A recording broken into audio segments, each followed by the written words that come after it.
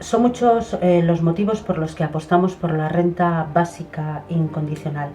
La renta básica incondicional, en oposición con otras conocidas como la RGI de la Comunidad Autónoma Vasca o la renta de garantías de Nafarroa o el nuevo ingreso mínimo vital, este tan esperado que tanto nos ha defraudado a tantas, se caracteriza por su carácter incondicional, se caracteriza por su simplicidad administrativa, por su carácter preventivo de la exclusión social, ya que garantiza un mínimo de seguridad económica.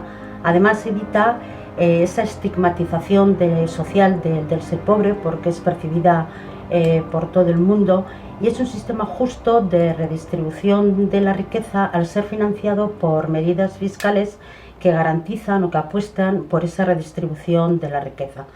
Hasta el momento, las rentas condicionadas que hemos conocido ni han prevenido ni han acabado con la pobreza. Es más, han dejado siempre fuera y siguen dejando fuera a muchísimas personas, entre ellos a muchos migrantes y a muchos solicitantes de asilo que no cumplen los requisitos que se les exige desde la RGI o desde el ingreso mínimo vital o desde la renta de garantías para poder acceder a ella. En SK defendemos la renta básica incondicional, además como una herramienta de transformación social.